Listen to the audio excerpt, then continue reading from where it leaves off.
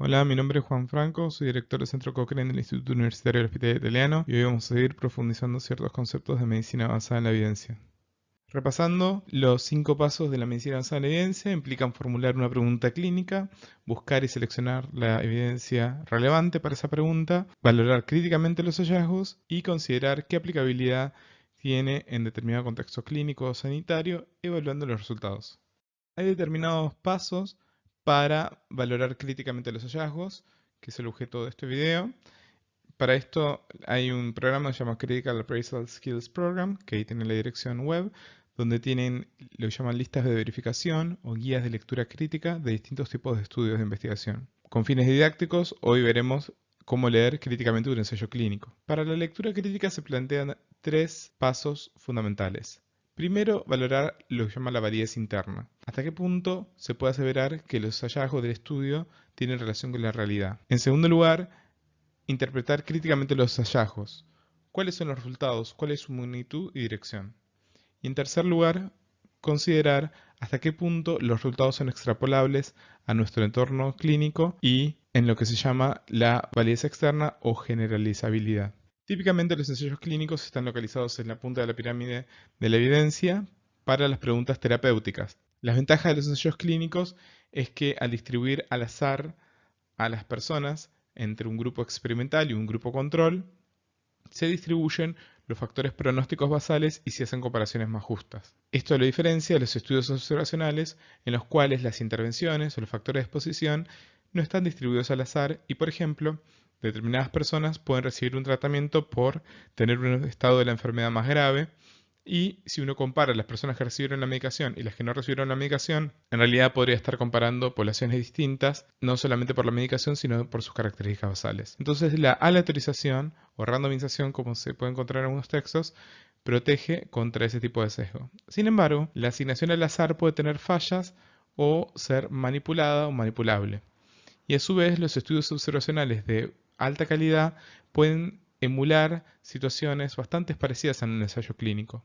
Entonces, esta distinción y esta primacía de los ensayos clínicos hoy en día está bastante cuestionada. Es por eso que las nuevas pirámides de la evidencia consideran que es una línea sinuosa la diferencia entre los estudios experimentales y observacionales y las revisiones sistemáticas permitirían apreciar críticamente cuáles son esos umbrales de diferencia entre los ensayos clínicos y los estudios observacionales. Volviendo a los puntos críticos, el primer punto es valorar la validez interna. La validez interna implica preguntarse por la existencia de sesgos. Para esto es importante separar lo que son los sesgos, la calidad y el reporte. El sesgo es una desviación sistemática de la apreciación de la realidad. Esto se diferencia de lo que llama la calidad del estudio. Un estudio puede seguir adecuadamente los pasos de investigación, pero tener una falla crítica que afecte la apreciación de la realidad. Sin embargo, hay una cierta superposición entre lo que llaman la calidad y el sesgo. Generalmente los estudios de alta calidad uno esperaría que tuviesen bajo riesgo de tener sesgo.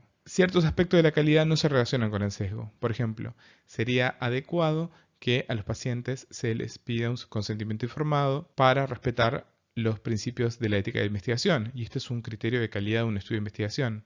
Pero no necesariamente el pedir un consentimiento informado va a sesgar los resultados en relación a la realidad. Y a su vez, el reporte que está representado por este recuadro que captura todo es cómo nosotros leemos la investigación. Nosotros nos enteramos de la existencia de una investigación mediante un reporte científico que puede ser publicado en una revista o en otro lugar, por ejemplo una tesis. Si el reporte, o sea el detalle de la investigación es defectuoso, nosotros no vamos a tener información ni sobre la calidad ni sobre el riesgo de sesgo. Con lo cual es bastante complicado evaluar si un estudio es válido o no. También es importante resaltar qué es lo que está por fuera de lo que es calidad y sesgo y reporte. Por ejemplo, la precisión. Un estudio puede ser más o menos preciso en sus estimaciones, y eso no necesariamente habla del riesgo de sesgo. Y a su vez, un estudio puede valorar una determinada subpoblación o determinada intervención muy experimental de laboratorio que puede tener poca aplicabilidad en nuestro entorno local, con lo cual no significa que es un estudio de baja calidad o un estudio sesgado, solamente que no tiene mucha validez externa. Ahora, si nos focalizamos estrictamente en el primer paso, que es la validez interna, hay una serie de criterios para evaluar la calidad de un ensayo clínico. Estos criterios de calidad se relacionan con unas preguntas guías que tratan de evaluar potenciales fuentes de sesgo en los ensayos clínicos. Uno de los sesgos más frecuentes tiene que ver con cómo se produjo el proceso de aleatorización, que es el emblema del ensayo clínico. O sea, la aleatorización es lo que protege de los desbalances entre los grupos que pueden generar comparaciones injustas. Después, el siguiente punto tiene que ver hasta qué punto ambos grupos en los cuales fueron aleatorizados fueron tratados de manera similar. Porque si yo trato de manera distinta a los grupos, más allá de la intervención experimental, puedo estar cometiendo una comparación injusta también. También es importante saber cómo se valoran los resultados, dado que si se utilizan medidas incorrectas o se producen sesgos, por ejemplo, relacionados con el cegamiento de los participantes, los resultados pueden estar inflados. También puede haber pérdida de datos de participantes en el seguimiento y puede haber lo que llaman reportes selectivos.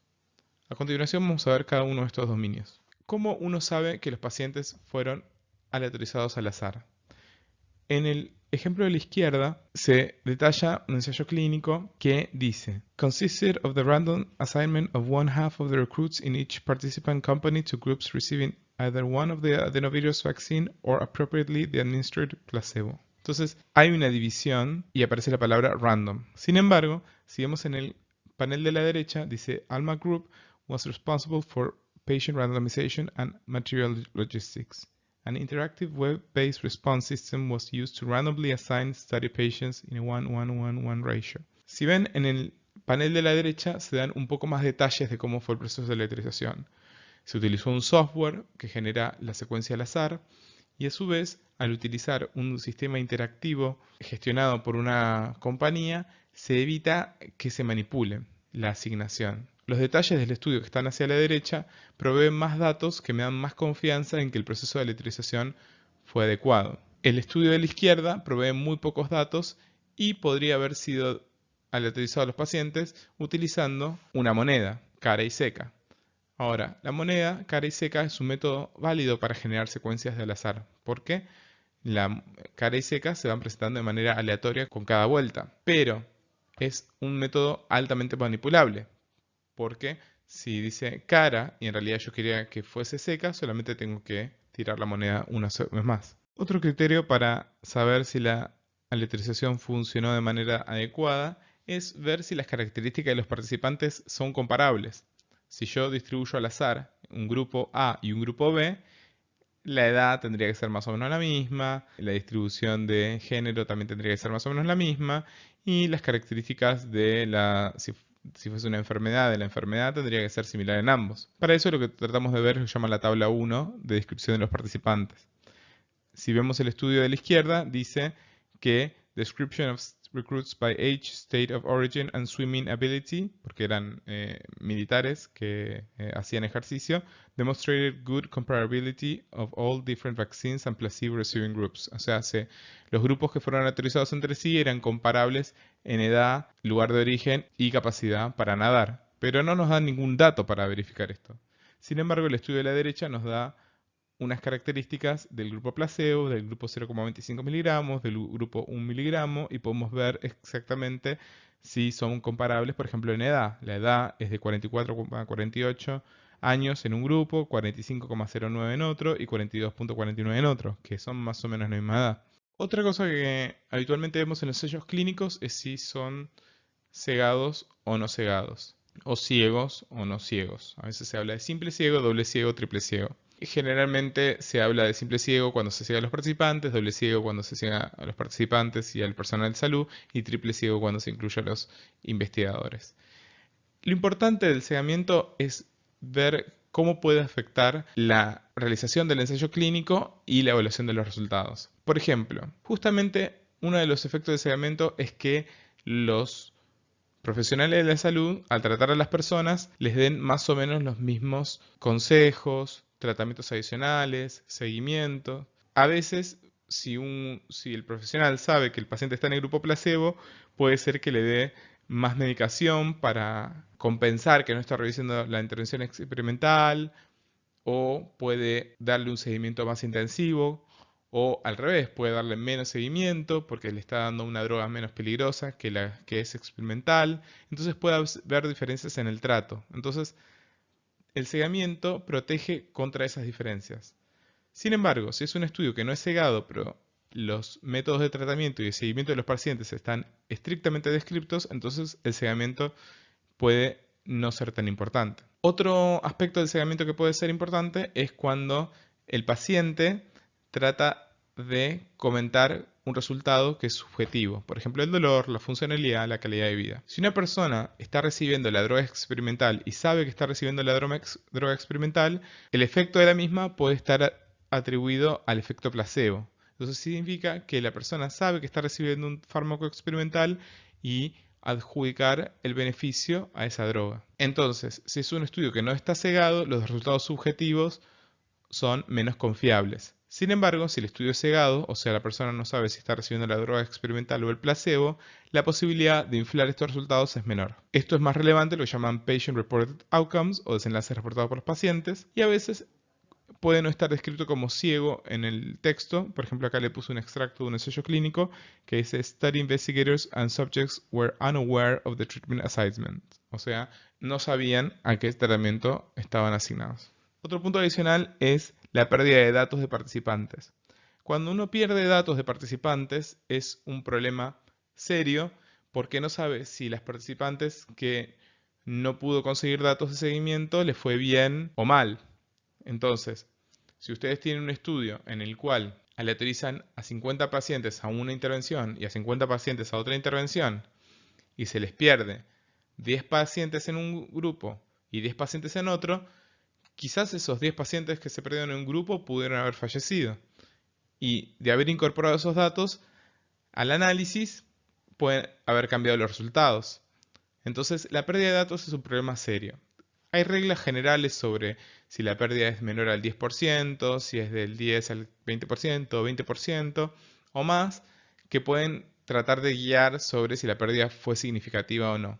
También es importante si la pérdida fue desbalanceada entre los grupos. Si en un grupo se siguió al 100% de los pacientes, pero en el otro grupo se perdió el 10 o el 20% de los pacientes, ese sería un problema. Ninguna de estas reglas es absoluta porque no solamente depende del porcentaje de pacientes que se pierde, sino la frecuencia del evento. Si el evento es muy infrecuente, la pérdida de pacientes es un problema mayor, porque si es un evento raro, justo el paciente que se pudo perder pudo haber tenido el evento. En este caso, por ejemplo, se reclutaron a 300 participantes y se excluyeron, antes de asignarlo, presumiblemente 13 en un grupo y 36 en el otro, y quedaron 168 y 83 pacientes.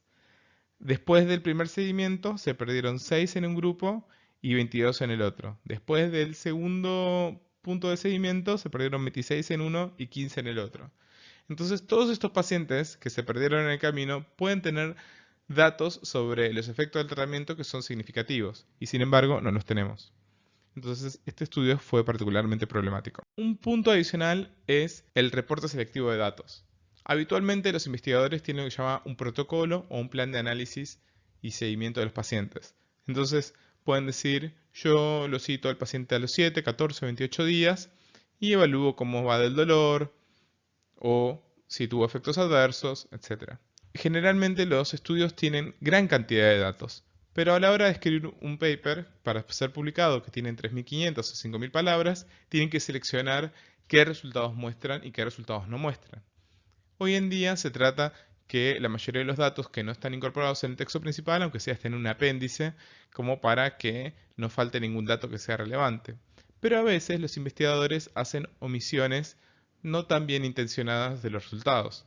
Entonces, si yo tengo datos de mortalidad a los 3, 6, 12 y 18 meses, puede ser que el investigador me muestre los datos hasta los 12 meses y no los datos a los 18 meses, porque quizás los resultados a los 18 meses no le dan tan favorables como el de los 12 meses. Entonces, por eso siempre es importante comparar lo que llama el plan de análisis con los resultados que se muestran. Esto es bastante difícil de hacer en la práctica y habitualmente es más tarea de las revisiones sistemáticas, que son estas investigaciones un poco más profundas sobre los estudios, pero a simple vista uno puede tener una pequeña sospecha cuando uno lee en un estudio, por ejemplo el que tenemos acá, que dice que el seguimiento de los pacientes fue hecho al 1, 3, 6, 9 y 12 meses, en el plan de análisis recortado a la izquierda, pero cuando uno ve la tabla de resultados solamente dice el puntaje basal y a los 3 meses. Y el resto del estudio no muestra el resultado a los 6, 9 y 12 meses.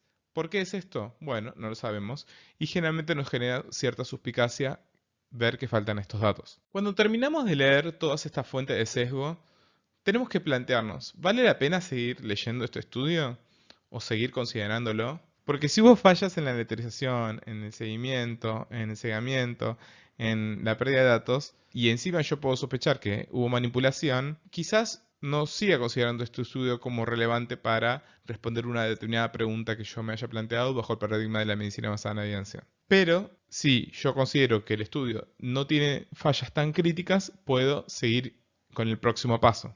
El próximo paso tiene que ver con la interpretación de los resultados. Más allá que el estudio sea muy bueno del punto de vista de la validez interna, es importante pensar la dirección y la magnitud de los resultados. Para eso yo tengo que repasar lo que es una medida de riesgo relativo y las medidas de riesgo absoluto. El riesgo relativo es la relación entre el riesgo entre los dos grupos. Por ejemplo, un grupo tratado con una droga comparado con un grupo que no está tratado con esa droga tiene determinado riesgo de mortalidad.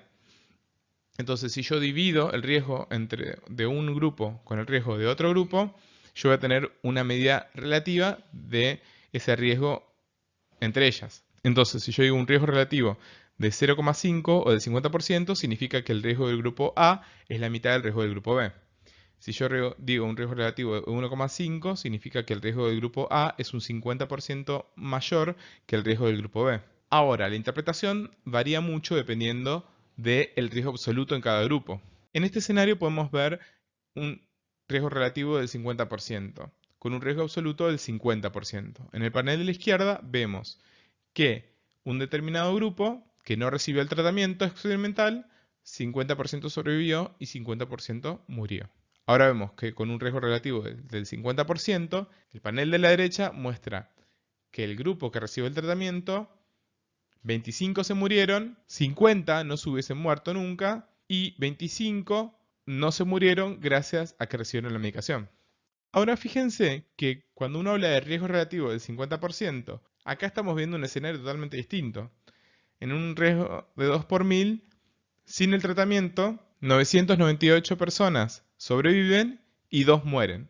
Y con el tratamiento, 998 nunca se hubiesen muerto, 1 se muere con el tratamiento y 1 evitó morirse gracias al tratamiento. Entonces la magnitud de efecto es totalmente distinta dependiendo si hablamos de riesgo absoluto o de riesgo relativo. Cuando hablamos de resultados continuos, por ejemplo escalas de dolor, escalas de funcionalidad o escalas de calidad de vida, es importante saber cuáles son las diferencias clínicamente importantes. Por ejemplo, si nosotros tenemos una escala del 1 al 35, que es la NIH CPCI Score para el dolor pélvico en hombres, es una escala que tiene una diferencia clínica mínimamente importante de 6. Eso significa que variaciones menores a 6 no son percibidas por las personas. Entonces, si yo hago un experimento en el cual el score da 16 y en otro grupo da 19, me da una diferencia de 3 puntos. Que esa diferencia de 3 puntos puede ser significativa desde el punto de vista estadístico, o sea, que esa diferencia sea real entre estos grupos desde el punto de vista del cálculo, pero desde el punto de vista clínico esa diferencia es imperceptible. También es importante tener en cuenta lo que llama el intervalo de confianza. El intervalo de confianza describe la variabilidad entre la medida obtenida en un estudio y la medida real de la población. Hay varias explicaciones de qué es el intervalo de confianza. Hay otras personas que dicen que si el experimento se repite 100 veces, el intervalo de confianza del 95% se representa la variabilidad que obtendríamos en 95 de esos estudios. Y lo más importante para tener en cuenta es que la variabilidad depende de dos factores, de la variabilidad natural del fenómeno, que esto varía según qué fenómeno estudiemos, y del tamaño muestral. Generalmente los estudios que tienen muchas personas tienen estimados más precisos. Intervalos de confianza más angostos, eso significa que hay menor variabilidad en los resultados. Por ejemplo, volvamos al ejemplo anterior de riesgo relativo de 0,5. Hay distinta interpretación si el intervalo de confianza va de 0,3 a 0,9 que si el intervalo de confianza va de 0,4 a 0,6. En el primer caso, 0,3 a 0,9 significa que puede haber una reducción del riesgo en un grupo con respecto al otro del 70% al 10%, que es una variabilidad muy amplia. No es lo mismo que haya un 70% de reducción de mortalidad que haya un 10% de reducción de mortalidad, que un 0,4 o 0,6 que implica una reducción del 60% de mortalidad, por ejemplo, o 40% de mortalidad. Si el desenlace fuese mortalidad, por supuesto, ¿no?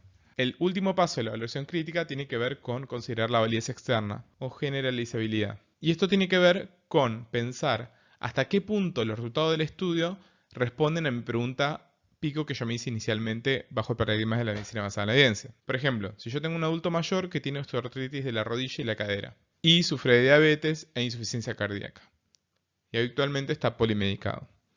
Entonces, le duele mucho la rodilla, le duele mucho la cadera, entonces estoy pensando en una intervención no farmacológica, por ejemplo, pilates. Y sé que hay un servicio de pilates en su barrio, que es 2 veces por semana, en un club vecinal, que le dan 20 minutos de actividad de pilates, con una persona que es un profesor de educación física que hizo un entrenamiento corto para dar clase de pilates. Y la otra opción es darle ejercicio de elongación, que uno le explica en el consultorio al paciente para ver si puede mejorar un poco el dolor de rodilla y la flexibilidad de la cadera. Y a mí me interesa saber si le disminuye el dolor, mejora la funcionalidad, mejora la calidad de vida. Sin embargo, las investigaciones que encuentro son de adultos mayores con osteoartritis de rodilla y cadera, pero sin comorbilidades. Entonces, capaz que las poblaciones que encuentro en los ensayos clínicos suelen ser un poco más sanas de las que veo en la realidad. Las intervenciones también pueden ser distintas. Por ejemplo, puedo encontrar un ensayo clínico de pilates 3 veces por semana, de duración de 1 hora, y con un instructor certificado en pilates, que es una intervención que varía sustancialmente en relación a la que tengo disponible. Y a su vez, los desenlaces que están en la literatura pueden ser, por ejemplo, la fuerza de flexo-extensión de la rodilla o el ángulo de apertura de la cadera, que son lo que llaman resultados subrogados o resultados intermedios que pueden no ser tan importantes como el dolor, la funcionalidad o la calidad de vida. Cuando pensamos en la validez externa, tenemos que pensar en cada uno de los elementos de la pregunta pico y ver si lo que encontramos en la investigación coincide con nuestra duda principal, que está representada por el panel de la izquierda. Los puntos finales de este video es que es importante realizar una lectura crítica de la evidencia, resaltando los 3 pasos principales. Evaluar la validez interna, evaluar críticamente los resultados, ya sea en su magnitud y dirección, y como último punto, evaluar la validez externa. Y les dejo también como punto adicional que tenemos que pensar cómo encaja este estudio que leímos con otros estudios relacionados. Por ejemplo, si uno tiene una pregunta pico y encontró 3 ensayos clínicos, yo tendría que ver cómo se comparan los 3 estudios que encontré entre sí y valorarlos críticamente los 3. Para esto yo ya tendría que buscar otros estudios, quizás revisiones sistemáticas, que tratan de abarcar la valoración crítica de varias investigaciones a la vez, y tendría que pensar un poco en el enfoque Grade. Acá a la derecha les dejo el link al video introductorio a la metodología Grade y recuérdense de suscribirse al canal. Muchas gracias.